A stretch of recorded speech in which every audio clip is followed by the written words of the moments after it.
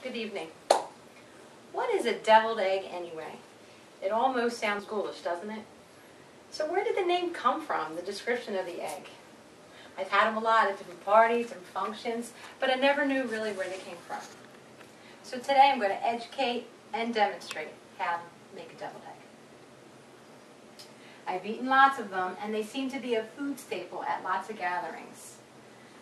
So I researched the topic, and here we go.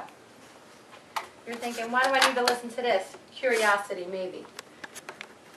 It's going to provide you, my audience, with a little bit of information, background information, and a simple, easy-to-make recipe. So we'll do a little bit of history of the deviled egg, and then we'll talk a little bit about what the deviled egg is and how are they made. So now that I've touched on a little bit of what we're going to talk about today, let's begin. The history of the deviled egg. It actually dates back to ancient Rome, 13th century. It came from Andalusia. They used to call them spicy stuffed eggs. On doubledeggs.com, it stated that they were boiled eggs. You remove the yolks and you mix it with cayenne pepper and mustard, and that's what gave it the spicy flavor, and that's the background of it. You take that mixture and you fill the eggs. The term deviled egg is an 18th century invention. It's used as a culinary term to define fiery, hot, spicy dish or condiment. In Wikipedia.org, where the devil, the earliest culinary term, was first in print in 1786, and they never used to use it for eggs. They used it in reference to kidneys and other types of meats. It was also a symbolism of the devil. That's where they get deviled from. The excessive heat from you-know-where, down under. The term also continued in the 19th century as deviled eggs, and we use them as considered as hot seasonings, and we use them in reference to eggs. But in modern day language, there was a broader meaning. Food which was dark, rich, chocolate, spicy, or heavy seasoning.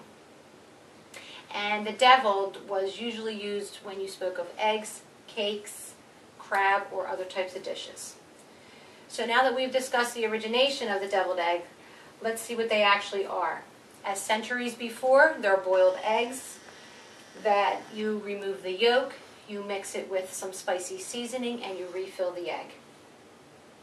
Again, in Wikipedia.org, it's a common dish in the United States, and it's usually served as an hors d'oeuvre. And more times than not, it's served in the summertime months, the warmer months. There are many different recipes and flavors for the mixture. They could be hot and spicy, it could be sweet and crunchy, hot and sweet, and so on. There's lots of different variations. So now that we know what they are, a little bit of history about it, now we can talk about, there are many different types of recipes, and today I've chosen a simple recipe called the sweet pickle horseradish deviled egg, and it has 7 ingredients. First, of course, you have to cook the eggs, which I've prepared ahead of time. You cut the eggs lengthwise. You can use about 6, or depending on how many people you're going to have at your function. You cut them lengthwise and you remove the yolk.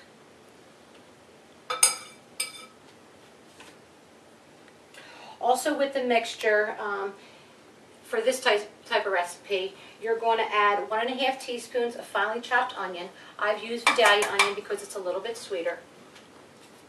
I've used one teaspoon, of the Dijon mustard. Now you can use any kind of mustard. Well, not any kind. Usually the Dijon or maybe a yellow mustard would be preferred. Also, 2 tablespoons of sweet relish,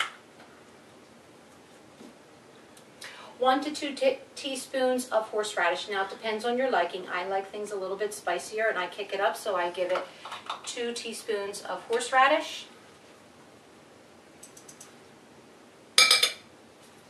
You use 1/8 teaspoon of salt, 1/4 teaspoon of pepper. And one of the most important things with the deviled eggs, you just have to make sure that with the yolk, you make sure you blend them very good, break them up pretty quickly with a fork. And you're going to put all these ingredients together, and you're going to mix them. Once you've had the ingredients mixed, you're going to add 3 tablespoons of mayonnaise or salad dressing, whatever you prefer. You mix everything together until it's well blended. You want to make sure that all the flavors are together.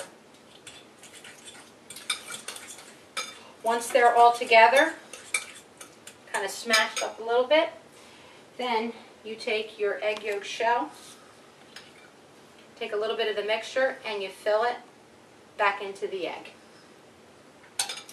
And paprika is usually the garnish that most people use. You just put a little bit on the top to give it a little bit of color. That's a little too much, but just a little smidge, depending on what you like. And that's pretty much about it. I have made a sample tray today. So now that I've reviewed a little bit about the deviled egg and the history of it, just want to go over some of those points. And I gave you one recipe of many variations of how to make the deviled egg. So the deviled egg, it can be devilish or as different as you like. It depends on what your taste buds can handle. So give it a try and make the recipe your own. Thank you. Any questions from anyone? Does the yolk have to be warm, or does it have to be, can it be warm, or does it have to be cold to make the mixture? Does it make a difference? It doesn't make a difference. When you remove the yolk from the egg, you can put it in the bowl. By the time you're done mashing the yolk up and getting it ready for your other ingredients, it's already cooled to a certain almost a room temperature. It doesn't take long for that yolk to cool anyway. So you can start to prepare it when it's warm. It's fine. Anyone else? Yes. How can you get the eggshell itself off easily? Sometimes it sticks. Egg is difficult. If anyone has ever peeled a hard-boiled egg before, there's a couple different ways you can do it. Some people have put a little bit of vinegar in the water when you're boiling it, and that sometimes seems to release the skin and the shell away from the egg. Sometimes if you boil it and directly put it under cold water and peel them almost right away, you can almost get the skin and the shell off with the egg intact. So it just depends. And then sometimes it's just the egg. They just don't want to peel the way you'd like them to. Any other questions? Okay, thank you. Thank you.